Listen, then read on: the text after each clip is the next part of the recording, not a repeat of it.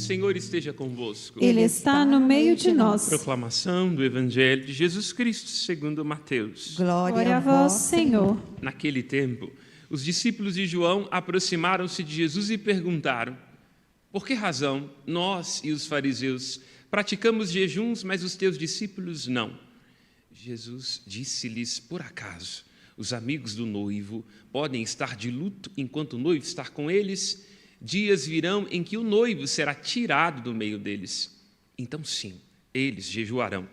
Ninguém coloca remendo de pano novo em roupa velha, porque o remendo repuxa a roupa e o rasgão ficará maior ainda.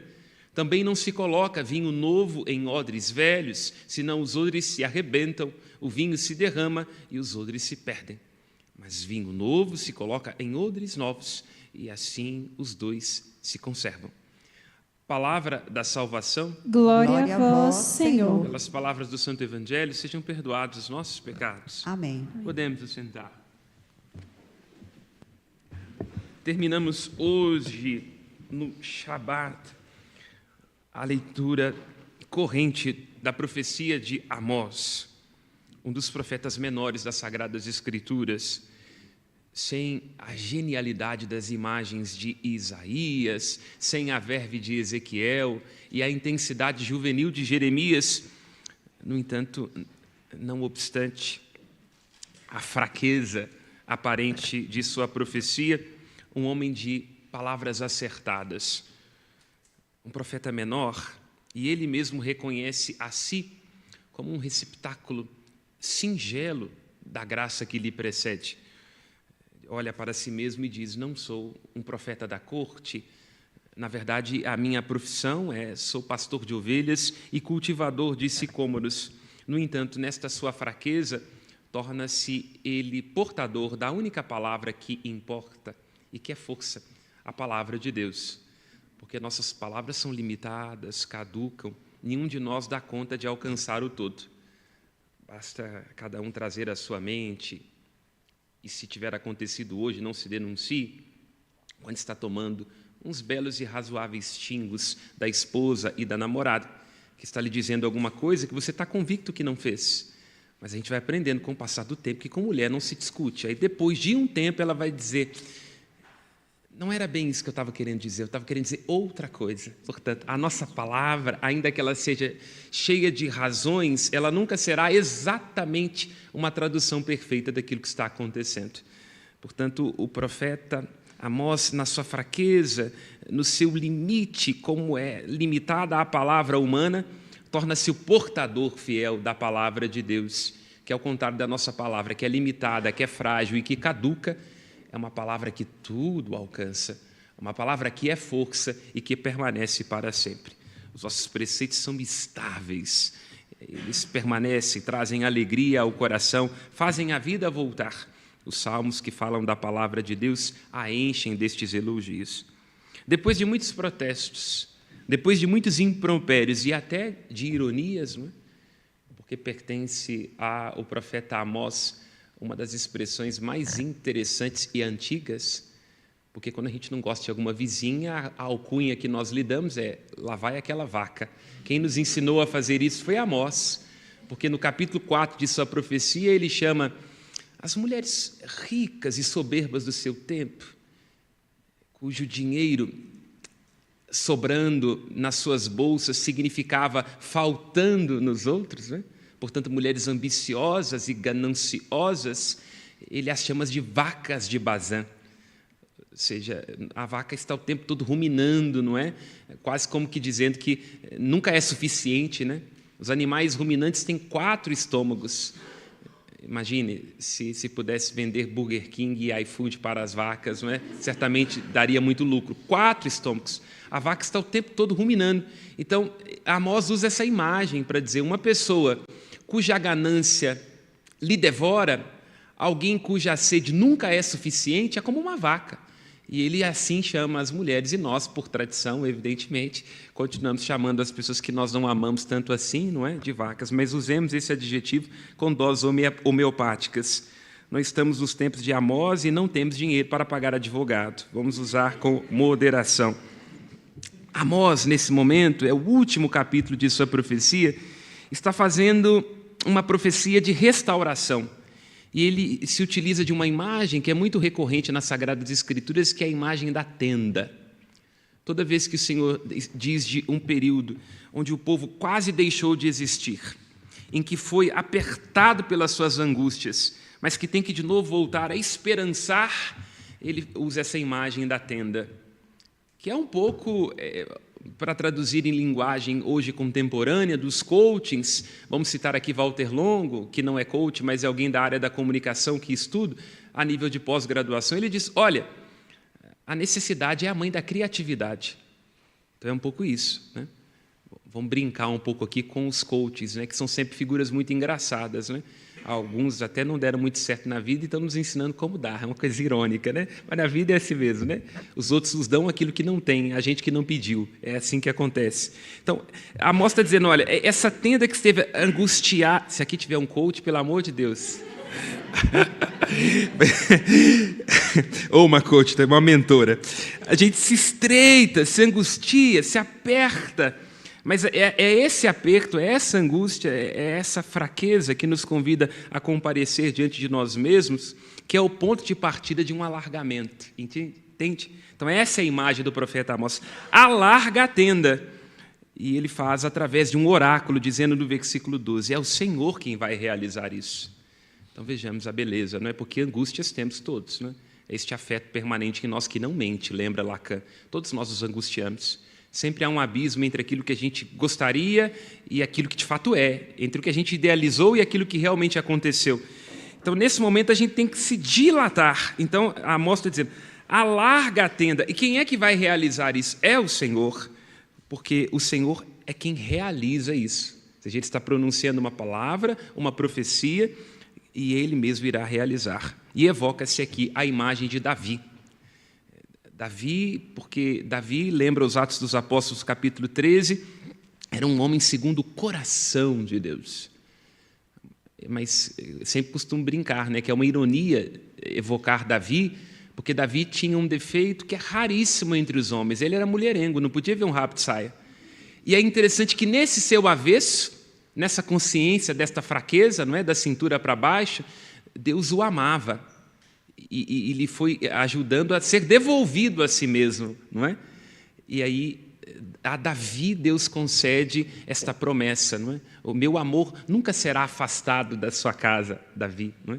O Salmo 88, 89 diz, né, eu me encontrei e escolhi a Davi, meu servidor, o ungi com o meu óleo consagrado, estará sempre com ele, minha mão onipotente, o meu braço poderoso há de ser a sua força.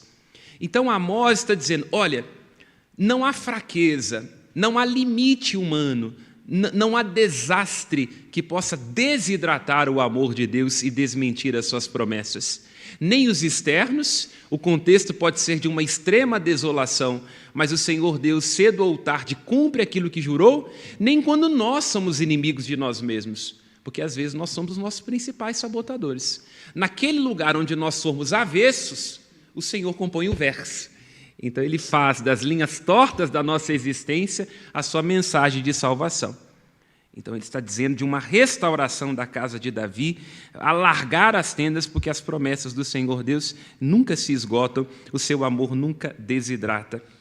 E isso é muito belo nas Sagradas Escrituras. Estamos aqui fazendo um midrash, porque toda vez que nós estamos diante desse nome, Davi, ou antes de tudo, Abraão, quer dizer, as duas grandes promessas de Deus no Antigo Testamento, nós estamos diante de um avesso que tem que se tornar um verso.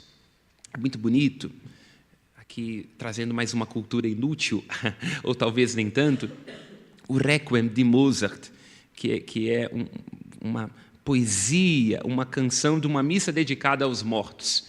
No momento do Requiem, há uma parte lá da música onde se diz, né, do apelo que nós fazemos por aqueles que morreram. Porque é sempre um desafio, né? Quando as pessoas morrem, a gente fica um pouco na dúvida, né? Mas será que entrou ou será que não entrou? Se for o marido, então, vai passar um tempo purgatório, né? Aí, nesse momento do Requiem, se diz assim, que quando nós rezamos para que alguém possa ser admitido às moradas celestes, o apelo tem que ser, vou citar em latim, quam olem Abram promissiste et semini eius. Senhor, porque prometestes a Abraão e a sua descendência. Ou seja, não é em função dos méritos da pessoa, não é em função daquilo que a pessoa fez, mas porque o Senhor prometeu a Abraão e a sua descendência para sempre. E aqui está o máximo mistério do amor. A paixão é uma projeção que nós fazemos sobre o outro, uma transferência das expectativas, inclusive das frustrações que nós trazemos em nós e que a gente está iludido de que o outro vai resolver. O amor não. O amor é uma aposta, o amor é uma saída e, inclusive, é a coragem de dizer, apesar de. Então, no amor, nós enxergamos aquilo que o outro é e diz, apesar daquilo que o outro é e assumindo aquilo que o outro é, eu sou fiel a mim mesmo. Então, é isso, né? Quando na Escritura volta Davi e volta Abraão, Abraão, em primeiro lugar, era um homem cuja esposa não podia ter filhos, um arameu errante, ou seja, comparado aos guerreiros, pensando em Hércules e outras figuras literárias, mitológicas, o que Abraão era? Um Zé Ninguém. A mesma coisa Davi, era rei, mas era mulherengo, alguém que não dá conta de lidar com o que tem da cintura para baixo, vai dar conta de governar, mas porque Deus é fiel, e porque Ele é graça, porque Ele é amor, e porque Ele jura, promete e sustenta, aí nós temos a garantia da sua misericórdia, de um amor que nunca se cansa. Então, toda vez que se fala da promessa de Abraão e de Davi, está dizendo, é quase um quase. Poderia não ser, não merecia, a justiça me daria direito de vingança, mas por causa do meu nome, por conta da promessa que eu fiz, e porque eu me tornei amigo de Abraão, e porque eu jurei a Davi, eu vou voltar atrás na minha ira e vou restaurar, alargando a tenda do seu coração. E assim também uma medida para cada um de nós, não é? Porque o amor existe precisamente no momento em que falha o nosso cálculo e a nossa justiça. Quando falha o cálculo, quando falha a nossa justiça, quando a nossa expectativa desidrata, que bom, aí começamos a amar. Porque não tem a ver com o outro diante de nós, porque inclusive não merece, mas tem a ver com a fidelidade a cada um de nós. Voltamos a Hamlet, aos clássicos, o conselho que Polônio dá ao seu filho Laertes. Ser fiel a ti mesmo, segue-se a isso como a noite ao dia, que jamais você vai ser falso com os outros. Alguém que é fiel a si nunca perde, ainda que seja diante de pessoas que sejam infiéis, mas se for fiel a si, nunca perde. Assim é Deus. Ele é Hesed, é amor, e é Emet, ele é fiel. Aqui vemos também a beleza deste texto, quando se diz que o Senhor Deus vai construir. A palavra construir no hebraico é baná. Quer dizer, a construção é sempre a partir de alguma coisa que precede. E é muito interessante aqui, certamente as mulheres vão gostar, porque no livro do Gênesis se diz que Deus faz o homem, cria do nada, né? E os homens têm esse privilégio de voltar para a caixa do nada, não é? Assim, o marido está lá, o que você está pensando? Ele fala, nada, você não acredita, não é nada mesmo. O homem tem essa capacidade. Então, no hebraico, o barais, Deus cria o homem do nada. Mas a mulher, o verbo é baná. Quer dizer, Deus constrói a mulher. Coisa interessante. Então, essa imagem da tenda, essa imagem do templo, é isso, né? Porque a construção pressupõe uma arquitetura, pressupõe o talento, pressupõe o recolhimento do detalhe, entende? Então, a amostra está dizendo que Deus irá fazer assim conosco, né? Não será apenas uma criação do nada, mas é uma construção que recolhe os detalhes, os avessos. Uma construção, para ser bem edificada, ela também tem os destroços, não é? É ou não é verdade? Você quer se casar com a mulher maravilhosa, e ela vai consertar a sua vida, mas junto com a mulher vem a sogra, o cunhado que deve e não paga, entende? Então, a construção, ela envolve também o que vem no combo, porque se não for, casa com outro homem. Se não quiser construir a partir dos detalhes, se não quiser entender metáforas, se não estiver aberto aos meandros, não pode estar aberto a esta imagem da tenda, a esta perspectiva matricial. Então, virão dias, diz o Senhor, versículo 14, em que eu mudarei a sorte do meu povo de Israel. Aí aqui é um movimento psicanalítico, inclusive em Deus, né? Porque o Deus do Antigo Testamento é mais antropomorfizado. Quer dizer, nesse momento aqui, ele volta aos termos da aliança. Porque, olha para você ver, na confusão do amor, né? No primeiro momento, quando nós estamos apaixonados por alguém ou por alguma ideia, a gente se projeta sobre aquela pessoa e fica preocupado. Eu estou procurando coisas. E no amor mais importante que a gente procura, lembra Ana Sui, é aquilo que a gente encontra. Aí vem a decepção, a angústia do amar. E aí nós temos que dizer, eu tenho que ser fiel a mim mesmo e às minhas convicções. Inclusive querendo que o outro esteja bem, ainda que seja bem longe de mim. Mas quer dizer, fiel a mim e aquilo que é a minha convicção. E aí o terceiro momento do amor é o momento onde eu tomo consciência de que eu estou implicado. Então, é meu, diz respeito a mim. Então, passou o encantamento, veio o drama, o desafio, agora eu digo, não, eu sou capaz de bancar, porque é meu esposo, minha esposa, meu filho, tem a ver comigo, eu não vou colocar na conta do outro, porque eu sei de mim. Aí, é a fórmula da aliança. Isso está presente nas Sagradas Escrituras. Vós sereis o meu povo e eu serei o vosso Deus. Então é isso, a troca, a reciprocidade, o momento onde cada um tem consciência das suas responsabilidades. Israel sendo fiel aos mandamentos, que são o invólucro da aliança, não é? Porque não adianta dizer que ama com os lábios, mas não comportar-se de uma maneira que traduza concretamente esse amor.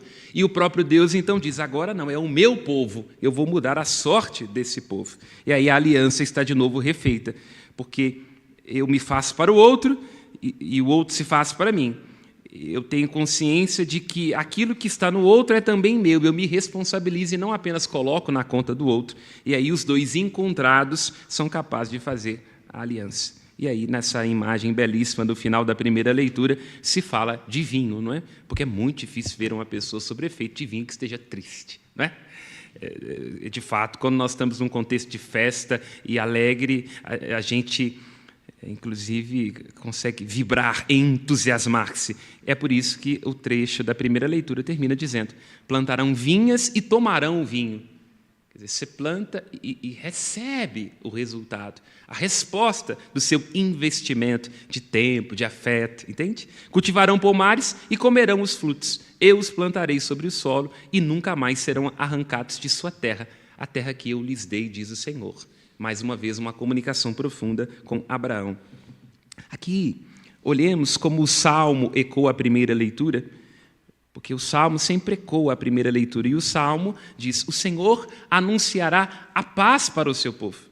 Quero ouvir o que o Senhor irá falar, o privilégio da escuta, a paz que Ele vai anunciar. Aí no versículo 11 se diz, a verdade e o amor se encontrarão, a justiça e a paz se abraçarão. O que isso quer dizer? Comecemos do fim. Sem justiça não há paz. Não há paz. Vou traduzir um exemplo concreto disso. Às vezes, dentro do âmbito de um casamento, a gente fica com a impressão assim, de que o amor esfriou. Eu falei, mas como? Nós compramos aqui um brinquedinho novo, a gente fez uma viagem, a gente postou fotos. Por que esfriou? Porque o amor começa no café da manhã. Então, se o esposo não der conta de entender quais são as suas responsabilidades, qual a sua justiça, não tem amor. Então, é por isso que não tem paz. É por isso que a justiça caminha junto com a paz na Sagrada Escritura. Se eu não tiver consciência do meu dever e da minha obrigação, eu não estou em paz. Aí começam as guerras. Qual que é a minha responsabilidade? Isso serve no âmbito dos relacionamentos, serve no âmbito da família, serve no âmbito da política. Se não há paz, se as pessoas não têm aquilo que é necessário para a sua sobrevivência, é daí que decorrem as guerras, as invasões e por aí vai. Por isso, a justiça tem que andar junto com a paz. E, ao mesmo tempo, a verdade e o amor. Aí recorro sempre ao Papa Bento XVI, na sua encíclica Veritatis Splendor, ele diz, verdade e amor não se opõem, se complementam. Porque o amor verdadeiro não pode ser mentiroso. A verdade sem o amor é uma mentira. Então, o amor verdadeiro não pode ser mentiroso. Quem ama diz aquilo que precisa ser dito. E vai ajudando o outro, inclusive, a escutar aquilo que ele não gostaria no primeiro momento. Mas, ao mesmo tempo, também tem que tomar cuidado, sempre essa expressão, para não ser sincericida. Porque a verdade sem o amor é uma mentira. Lembremos de Dostoiévski. Você pode dizer verdade e ser um idiota. Porque não sabe a hora de dizer. Então, na Bíblia, tanto a verdade tem que caminhar junto com o amor com a verdade, e a justiça tem que caminhar junto com a paz. E aqui, já finalizando nossa reflexão, vamos à metáfora que Jesus utiliza no Evangelho. Os discípulos de João Batista se aproximam de Jesus e perguntam, por que os seus discípulos não fazem jejum. Que coisa interessante, né? Quando a gente não dá conta da gente mesmo, a gente está sempre ocupado com a vida do outro. Aí Jesus diz assim, pode o noivo estar de luto? Pode os amigos do noivo estarem de luto enquanto o noivo está com eles? Jesus está dizendo, claro, eles ficam um pouco tristes, né? Porque depois do casamento vão se encontrar menos, né? Eles todos sabem que eles estão sendo chamados de testemunhas de um crime perfeito, né? Nunca mais será aquele futebol, porque se demorar demais vai ter aquela ligação sutil dizendo assim, volta para casa, porque senão você não entra mais. Mas os amigos do noivo não estão de luto quando estão com o noivo, até que a noiva mande voltar para casa. Mas com o noivo não tem problema nenhum. Dias virão em que o noivo será tirado. E aí Jesus usa uma metáfora muito interessante. Ninguém coloca remendo de pano novo em roupa velha, porque o remendo repuxa a roupa e o rasgão fica maior. Ninguém coloca vinho novo em odres velhos. Olha que coisa interessante. Jesus está dizendo, olha, no contexto concreto do seu momento, porque os fariseus e mesmo os discípulos de João Batista estavam com dificuldade de alargar a tenda do seu coração.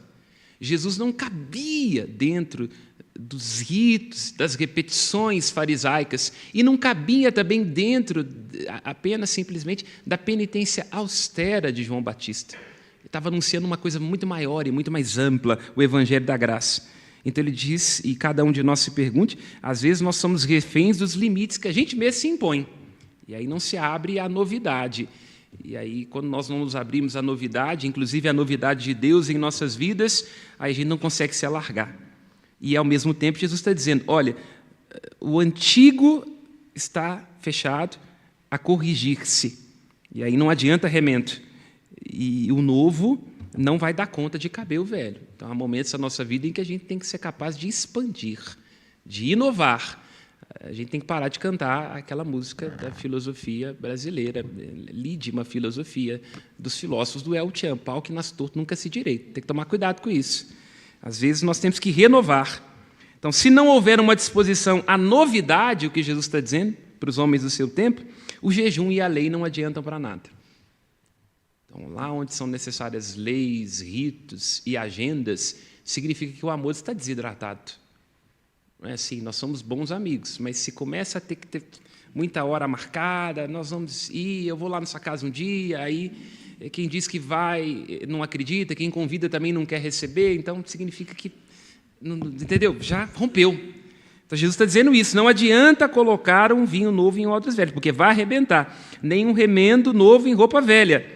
E está dizendo com relação, sobretudo, à lei e o jejum, algo muito pertinente aos nossos tempos, e aqui finaliza essa reflexão.